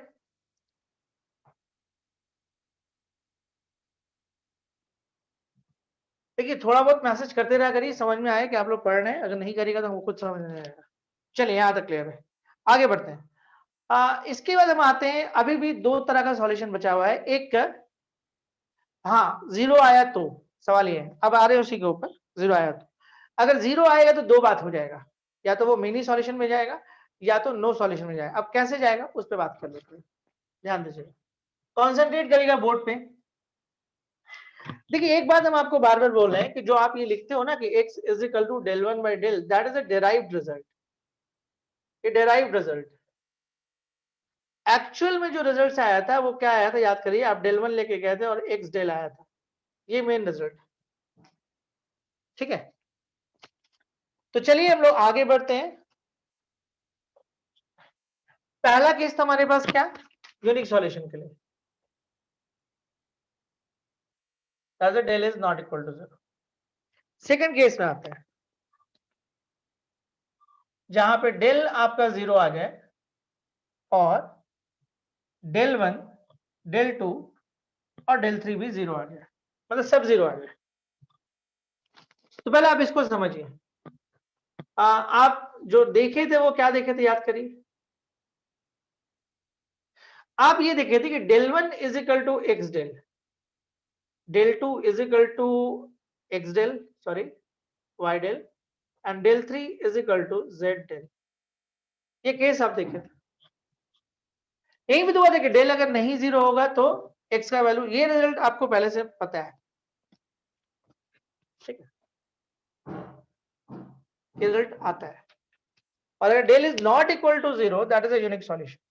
और अगर del 0 होता है और बाकी तीन भी 0 होता है, तब क्या होता है वो सोचता है, ध्यान देगा, एकदम आराम से सोचिएगा।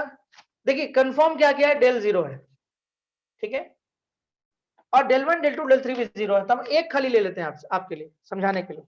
हम del 1 is equal to x del लेते हैं, ध्यान देगा, del 1 को आप क्या बोल रहे हो, 0, और del को भी क्या बोल रहे हो, 0, तो x इंटू 0 क्या होगा, 0। अगर x के जगह पर हम कोई भी नंबर रख लें, 1 2 3 4 5 -1 √2 1 √2 5 7 9 11, कोई भी नंबर रख दें, कोई फर्क पड़ेगा,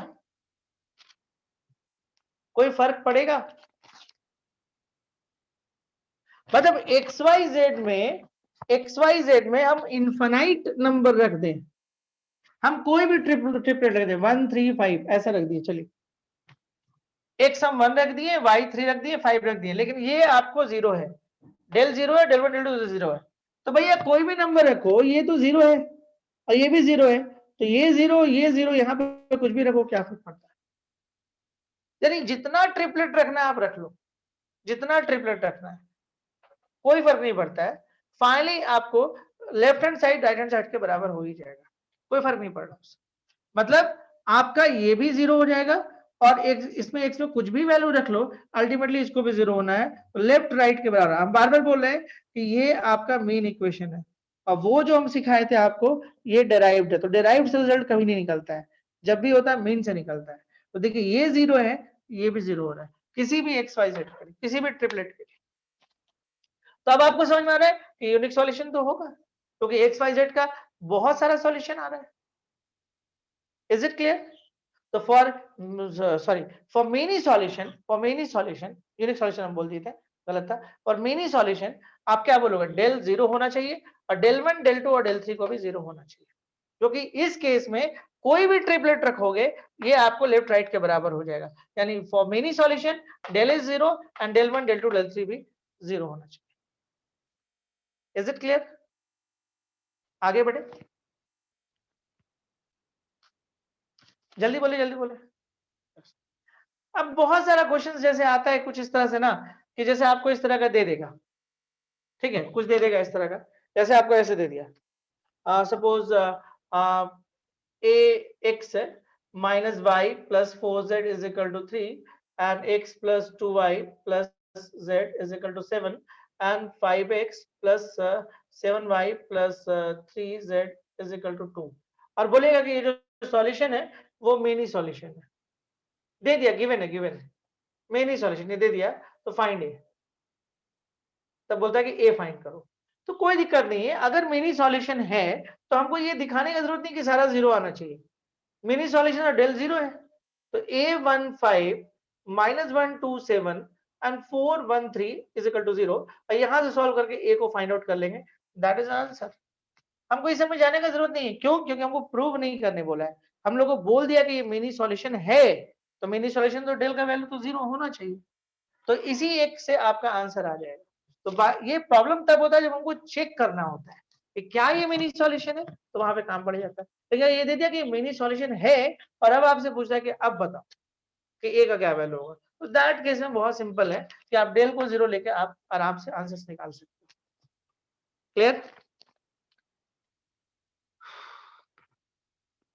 अब एक चीज दिमाग में आ रहा है बात, उस पर भी बात कर लेते हैं। इतना बात तो समझ में आया कि तीनों प्लेन का इक्वेशन है और मिनी सॉल्यूशन है। कैसा आपके हिसाब से ये बनेगा? मिनी सॉल्यूशन का मतलब कि कई सॉल्यूशन, है ना? तो अगर ग्राफिकल बात किया जाए कि तीन प्लेन कब मिनी सॉल्यूशन देगा, तो हम आपको एक एग्जांपल देते हैं। मतलब कई सॉल्यूशन आना चाहिए, या तो तीनों प्लेन एक के ऊपर एक आ जाए, कोइंसाइड कर जाए, ठीक है? ऐसे आप ब्रेड वाला देखते हैं ना, ब्रेड जो देखते हैं एक के ऊपर एक ब्रेड रखा हुआ है, तो या तो वो सब एक के ऊपर एक आ जाए, तो वहां पे आपको मिनी सॉल्यूशन मिल जाएगा। दूसरा सबसे अच्छा एग्जांपल, आप जो कॉपी लेकर बैठे हुए हैं या बुक्स लेके बैठे हुए हैं, तो आप देखिए कॉपी या बुक्स का हर पेज एक प्लेन है, और कहीं ना कहीं वो आपको देखो जैसे ऐसे है, कहीं ना कहीं ये जो आप देख रहे हो यहां से कहीं ना कहीं अटैच। तो आप ये सब जो आप देख रहे हो देखो प्लेन किसी एक जगह पे यहां से अटैच। तो ये जो एक सिंगल लाइन दिख रहा है इसमें तो ये तो सारे प्लेन पर आ रहा है, ठीक है? तो आप एक एग्जांपल दे सकते हो मिनी सॉल्यूशन के लिए, वो भी जैसे आप कॉपी का अपना मिडिल पेज निकाल लो, अब देखो वो जो मिडिल है वो तो सारे पेज से टच किया हुआ है, तो वो तो सबके लिए कॉमन है, तो उसे तो बहुत सारा पॉइंट है उस लाइन पे, तो वो सारे प्लेन पर वो पॉइंट है, तो मतलब वो मिनी सॉल्यूशन का बेस्ट एग्जांपल है। और दूसरा एग्जांपल अगर आप बोलो तो जो प्लेन है एक दूसरे पे कॉइंसाइड कर जाए, तो वो भी मतलब आपको मिनी सॉल्यूशन का एग्जांपल दिया जा सकता है। क्लियर है यहाँ तक?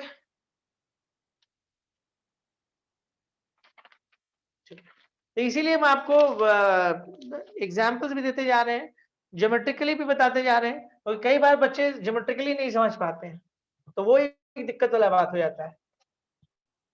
चलिए एक केस आपका यहां से और बन रहा है कि अगर हम बात करें थर्ड केस, केस 3 ले लेते हैं।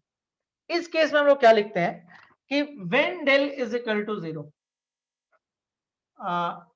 And at least one of del 1, del 2, del 3 is non zero। मतलब इनका कहना है, देखिए एक केस क्या लिए, del is not equal to 0, that is a unique solution. दूसरा केस क्या लिए, del is 0 and del 1, del 2 and del 3 is also 0, और दैट केस में आपका मिनी सॉल्यूशन हुआ। क्यों हुआ वो हम आपको एक्सप्लेन किए। एंड तीसरा केस है कि डेल तो 0 होगा लेकिन इनमें कोई एक एटलीस्ट वर्ड यूज किया है, तो एक से ज्यादा भी हो सकता है, इसमें कोई एक ऐसा है जो नन जीरो है। तो चलिए हम लोग इसको थोड़ा समझते हैं, ठीक है? एज्यूम कर लेते हैं कि del 1 is not equal to 0, assume कर लेते हैं, तो रिलेशन क्या होगा वो आपको ध्यान होगा, del 1 is equal to x del, ये रिलेशन था, याद होगा ये रिलेशन था। del 1 is not equal to 0 और del 0 है, ध्यान से देखिएगा, अगर del 0 है तो ये तो 0 हो गया इंटू x, और del 1 नन 0 है तो मान ली 5। अब कोई ऐसा नंबर आपके पास है कि हम कुछ ऐसा करें तो ये 5 हो जाए? ऐसा नहीं कर सकते, ये 0 है तो 5 पे 0 लो, 0 0 कट गया 5 आ गया, ऐसा तो नहीं कर सकते। ऐसा कोई नंबर है? देखिए del 0 है तो ये तो 0 रखना ही रखना है। तो अब देखिए यहां पे क्या है कि del 1 आपको मान ली नॉट इक्वल टू 0, तो कोई भी नंबर ले लो, तब x कभी भी इसको 5 के बराबर नहीं कर सकता है। तो ये देखो कंट्राडिक्ट कर गया, मतलब ये दोनों एक दूसरे के बराबर नहीं आ पा रहा किसी भी x के लिए। ये तो आपका कोई मतलब 5 हम कोई नंबर ले लिए, और यहाँ पे del 0 यहाँ पे गिवन है, और इसमें एक नन जीरो लेके हम देख रहे हैं, तो हम देख रहे हैं कि जो हमारा जो रिलेशन आया है वो सेटिस्फाई एक दूसरे, ये सेटिस्फाई करना चाहिए, और ये लेकिन इस कंडीशन में सेटिस्फाई नहीं कर रहा है, तो मतलब यहाँ पे कोई भी सॉल्यूशन नहीं आएगा। तो मतलब कंडीशन क्या हुआ कि अगर del 0 है और at least one of del 1 del 2 3 is non zero, तो ये आपका हो जाएगा नो सॉल्यूशन के लिए example. Is it clear? Simply contradict कर जा रहा है, एक तो 0 हो जा रहा है लेकिन दूसरा तो नन जीरो, तो नन जीरो 0 के बराबर तो कभी होगा नहीं किसी भी x के लिए, तो मतलब वहां पे x नहीं निकल पाएगा, इसका मतलब है कि यहाँ पे नो सॉल्यूशन वाला केस आना चाहिए। ठीक है। और कभी भी ये सारे को प्रूविंग दिखाने के लिए आप गलती से भी ये सब नहीं यूज करिएगा, क्योंकि ये डिराइव्ड रिजल्ट है। डिराइव्ड रिजल्ट से कोई चीज प्रूव नहीं होता है। ठीक है, मेन रिजल्ट है ये, आपका ये रिजल्ट निकल के आया था, तो इसी रिलेशन को आपको लेके चलना होगा। अच्छा, अब एक कहानी ये आता है कि नो सॉल्यूशन तो चलिए ठीक है, तो कैसे आप बताइएगा ग्राफिकली ये 3 प्लेन नो सॉल्यूशन दिखा रहा है। तो इसका 2 तरीका है।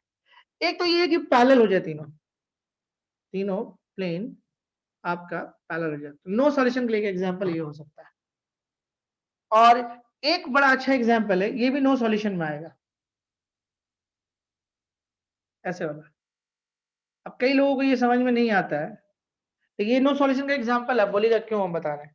देखिए, ये और ये प्लेन जब एक दूसरे को सॉल्व कर रहा है तो कुछ पॉइंट आ रहा है, ये प्लेन एक दूसरे प्लेन को जब काट रहा है तो कुछ ऐसा जो है आ रहा है सॉल्यूशन। लेकिन आपको सॉल्यूशन का मतलब क्या होता है, तीनों प्लेन मिलकर सॉल्यूशन दे कॉमन, तो वो ना सॉल्यूशन होता है। दो प्लेन मिलकर कुछ सॉल्यूशन दे रहा है, उसका क्या मतलब, ये जो भी पॉइंट है तीसरे प्लेन पे तो सेटिस्फाई नहीं करेगा। ये दोनों एक दूसरे को काट रहा है, तो यहाँ पे कुछ सॉल्यूशन आएगा, तो वो सॉल्यूशन तो तीसरे वाले के कोई काम का नहीं है। तो मतलब आप नो सॉल्यूशन के लिए ये एग्जांपल तो लोग को समझ में आ जाता है, लेकिन इस एग्जांपल में कुछ बच्चे कंफ्यूज कर जाते हैं। लेकिन ये एग्जांपल भी नो सॉल्यूशन के लिए, क्योंकि सॉल्यूशन जब भी आना चाहिए वो पॉइंट आना चाहिए जो तीनों में कॉमन हो। यहाँ पे तीनों में तो कॉमन नहीं होगा, तो this is a example for no solution. Is it clear? ये इनकंसिस्टेंस हो जाएगा। यहां तक किसी को कोई डाउट है, कहीं पर भी किसी भी तरह का कोई दिक्कत? जल्दी बोलिए, टाइम है, क्योंकि अभी जो कंसेप्ट पे बात करें काफी इंपॉर्टेंट कंसेप्ट है। 1:10 हो रहा है, 1:10 हो रहा है। चलिए ट्राई करते हैं, है ना, हो जाना चाहिए, 20 मिनट है। देखिए, अभी जिस पर हम बात करने जा रहे हैं, सबसे ज्यादा जो पूछा जाता है सिस्टम ऑफ इक्वेशन से, यही से क्वेश्चन आता है, जिस पर अब बात करने जा रहे हैं। ठीक है, और वो है होमोजीनियस सिस्टम ऑफ इक्वेशन। सबसे ज्यादा पूछा जाने वाला question, homogeneous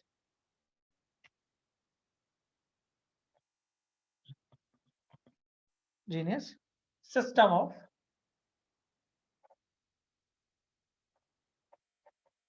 equations, homogeneous system of equations. ठीक है, चलिए हम बेसिक से आते हैं।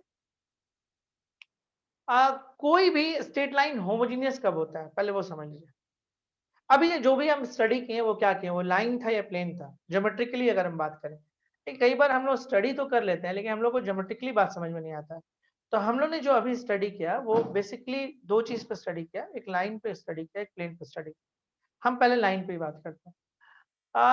सीधी सी बात है कि कोई भी लाइन होमोजीनियस कब होता है, तो वो लाइन होमोजीनियस तब होता है जब वो ओरिजिन से पास करे। अगर कोई लाइन ओरिजिन से पास कर रहा है, इसका मतलब कि वो लाइन होमोजीनियस है, इसका मतलब कि उसमें कांस्टेंट नहीं। या दूसरे शब्दों में या दूसरे बात में हम ये बोल सकते हैं कि अगर सारे वेरिएबल का या सारे टर्म्स का, अगर आपको वेरिएबल का जो पावर है वो सेम होता है, तो उसको होमोजीनियस कहते हैं, ये भी बोला जाता है। ठीक है, तो यानी कि अगर हम ये बात करें कि जैसे a1x plus b1y is equal to 0 and a2x plus b2y is equal to 0, ये होमोजीनियस का एग्जांपल है।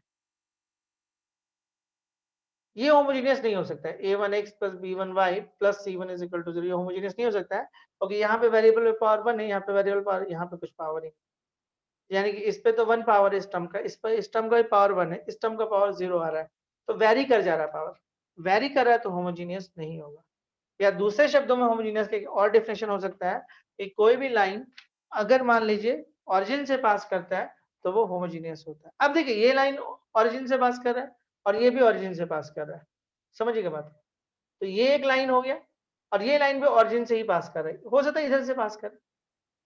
तो एक बात आपको नोटिस किया आप कि इसमें सॉल्यूशन, एक कॉमन सॉल्यूशन कंफर्म हो गया, और ये बहुत साधारण बात है, तो मतलब बहुत ट्रिवियल बात है। ट्रिवियल सॉल्यूशन का मतलब हुआ 0 0, एक बात यहां से और कंफर्म हो गया कि होमोजीनियस में इनकंसिस्ट नहीं होता है, मतलब यहां सॉल्यूशन आता ही आता है। Is it clear? क्लियर है कंसेप्ट? होमोजीनियस में सॉल्यूशन आना कंफर्म है। क्यों? क्योंकि अगर आप इसका ग्राफ बनेगा तो ओरिजिन से पास करेगा, इसका भी ग्राफ बनेगा तो ओरिजिन से ही पास होगा। और अगर ये ओरिजिन से पास होता है दोनों, ये और ये, तो ये मतलब इसका मतलब कि ये सॉल्यूशन आपको देगा ही देगा, 100% देगा। एक ही जगह से पास कर रहा है, और वो सॉल्यूशन कौन होगा? 0 0। और ये बहुत साधारण बात है, मामूली बात है, तो इसलिए इसका नाम दिया गया ट्रिवियल सॉल्यूशन। ट्रिवियल का मतलब मामूली, साधारण, ऐसे भी होता है इसका मतलब। ठीक है, तो वो आप देखिएगा ज्यादातर बहुत सारा question trivial and non trivial पे बेस होता है। ठीक है, तो ट्रिवियल सॉल्यूशन का मतलब ये हुआ, याद रखिएगा होमोजेनियस हमेशा कंसिस्ट होता है, ऑलवेज कंसिस्ट।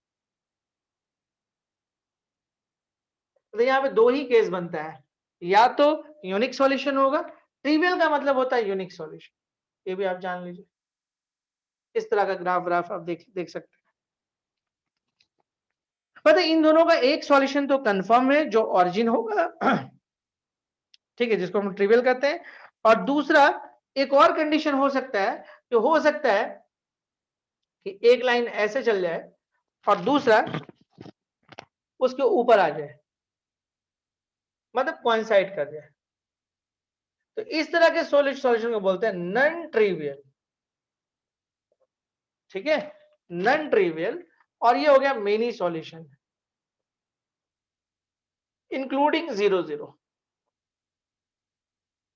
ठीक है, 0 0 तो आएगा, ट्रिवियल में भी आता है और नॉन ट्रिवियल में भी आता है, ये ध्यान रखिएगा। ठीक है, 0 0 जो सॉल्यूशन है वो ट्रिवियल में भी आता है, ट्रिवियल में जब आता है तो वो सिंगल सॉल्यूशन, अकेला सॉल्यूशन होता है।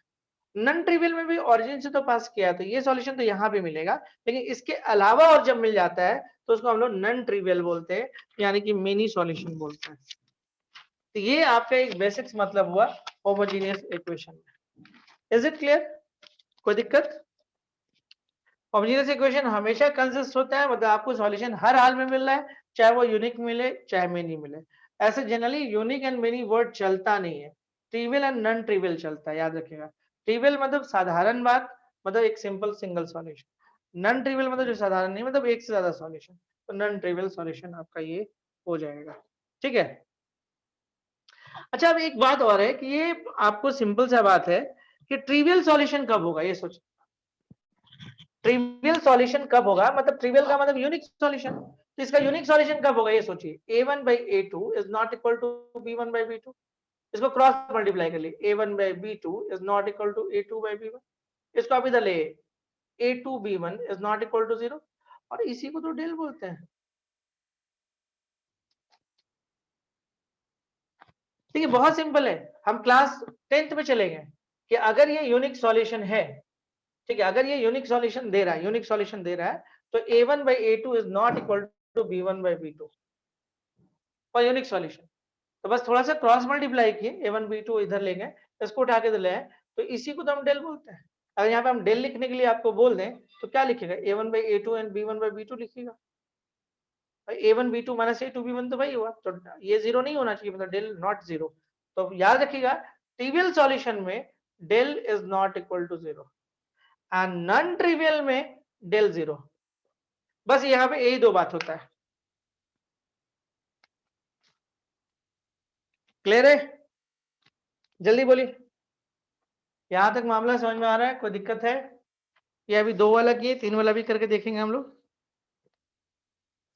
It's a very very important, बहुत बहुत बहुत बहुत क्वेश्चन इससे दिखता है एग्जाम में, बहुत ज्यादा ही दिखता है।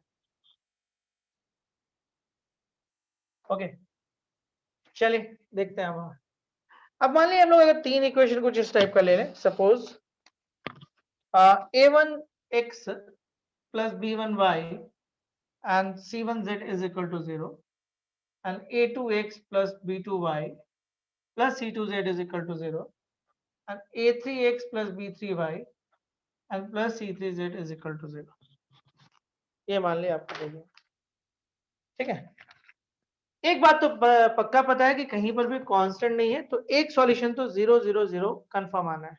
मतलब ये जो भी प्लेन बन रहा है वो आपको ओरिजिन से तो 100% पास होगा, ठीक है। ओके, और एग्जाम्पल के में हम वही वाला वॉल वाला एग्जाम्पल दे सकते हैं कि जो कॉर्नर है उसको हम ओरिजिन मान लेंगे। वॉल का जो कॉर्नर है जो हम क्यूबिक बना के दिखाए थे आपको, तो उसी को ओरिजिन मान लेंगे क्योंकि ओरिजिन को तो तीनों टच करेगा ही। तो 100% क्योंकि कांस्टेंट नहीं है, तो यहाँ पे आपको एक तो ट्रिवियल मिलेगा, ट्रिवियल मिलेगा जिसका सॉल्यूशन आएगा 0 0 और 0, और ट्रिवियल के लिए for trivial del is not equal to 0। Okay, ठीक है, del is not equal to 0। अब इंपॉर्टेंट है जिस पे क्वेश्चन रहता है, नॉन ट्रिवियल। तो ऑब्वियसली नॉन ट्रिवियल में आपको समझ में आ गया होगा कि डेल इज इक्वल टू 0 होता है। तो अगर डेल 0 होगा तो मतलब सिंपल सा बात है कि a1 a2 a3 b1 b2 b3 and c1 c2 c3 आपका 0 होगा। और केसेस पॉसिबल नहीं है इसमें। अच्छा, कुछ लोग बोलते हैं और केस क्यों नहीं पॉसिबल है, क्योंकि मिनी सॉल्यूशन में जब हम लोग पढ़े थे नॉन होमोजेनियस में, तो डेल 0 डेल 1 0 डेल 2 0 डेल 3 0 आया था। नहीं होता इसलिए कि मान लीजिए अगर डेल 1 तुम यहाँ पे लिखोगे भी तो क्या आएगा, यहाँ के डेल 1 क्या आएगा 0 0 0 b1 b2 b3 and c1 c2 c3। देख लो, अगर यहाँ से तुम डेल 1 लिखोगे तो क्या होगा, मतलब पहला जो कॉलम है उस पर रिप्लेस करेगा 0 0 0, अब बाकी दोनों वैसे ही रहेगा। तो अगर किसी भी कॉलम में 3 0 आ रहा है तो आंसर तो ऑब्वियसली वो 0 आना है। इसीलिए हम लोग इस पर बात नहीं करते, क्योंकि जब ये 0 0 0 है तो डेल 1 डेल 2 तो नोन हो गया कि वो 0, उस पर बात ही नहीं करना, कोई मीनिंगलेस बात हो जाता है। तो याद रखिएगा यहाँ पे सिर्फ दो ही बात चलता है, ट्रिवियल डेल इज नॉट, इस पर क्वेश्चन नहीं आएगा आपसे, क्वेश्चन नॉन ट्रिवियल देता है। आपको 3 इक्वेशन दे देगा होमोजेनियस टाइप का, होमोजेनियस पहचानना आप सीख गए, और बोलेगा कि ये जो इक्वेशन है वो आपको नॉन ट्रिवियल है, या आपको कई बार बोलता है नॉन जीरो सॉल्यूशन बोलता है, ये वर्ड भी यूज करता है, नॉन जीरो सॉल्यूशन भी यूज होता है ये वर्ड, ठीक है। और उसके बाद कोई वेरिएबल आपसे निकलवा लेगा, जैसे कुछ भी यहाँ पे रहेगा उसको बोलेगा निकालिए। तो अगर ट्रिवियल नॉन ट्रिवियल है तो फिर डेल 0 होगा, इसमें बस आप पुट करो और आपका निकल जाएगा, कोई दिक्कत होगा नहीं। उम्मीद करते हैं यहाँ से कोई दिक्कत नहीं आना चाहिए आपको, ठीक है। जैसे एक थोड़ा सा क्वेश्चन देखते हैं और समझते हैं कि क्या कहानी बनता है।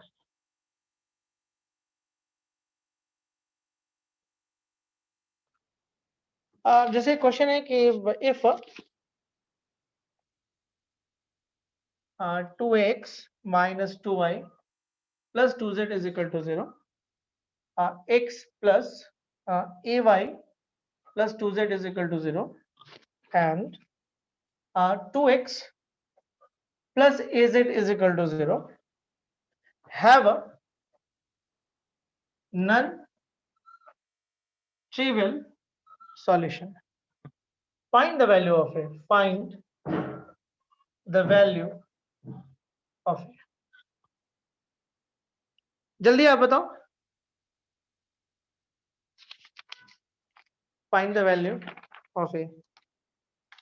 क्वेश्चन बहुत सारे हैं, अब बोलोगे तो हम भेज देंगे क्योंकि इसको करवाने का कोई मतलब नहीं, आप समझ रहे मेथड कैसे होता है इसमें। आपको सिर्फ पकड़ना है कि होमोजीनियस पे हो कि नॉन होमोजीनियस पे हो कि कहाँ पे हो, आपको बस थोड़ा सा पकड़ना है उस पर काम करना।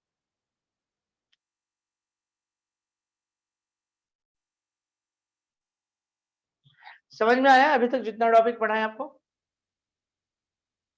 अब देखोगे आप सलोनी, अब देखना, अब इससे क्वेश्चन दिखेगा आपको, बनेगा बहुत अच्छे से, आपको हर चीज हम समझाए हैं। 3 बात यहाँ से हम अगर देखा जाए इसका ब्रीफली निकालना तो 3 बात निकल के आए। एक होमोजीनियस पे हम लोग काम किए, नेचर पे ही मेन आपको क्वेश्चन ज्यादातर दिखता है, trivial and non trivial homogeneous में मिलता है।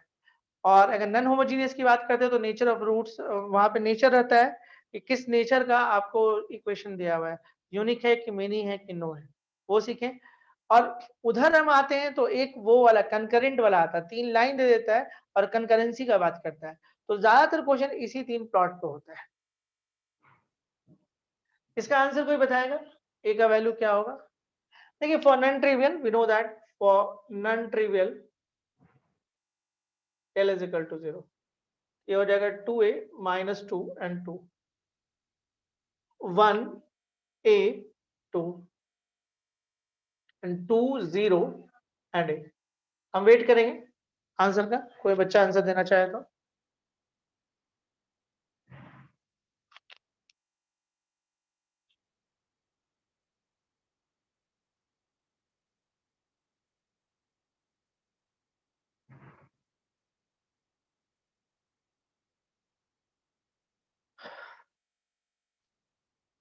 एक दो क्लास और दे देना, अभी है कुछ कुछ बात बचा हुआ।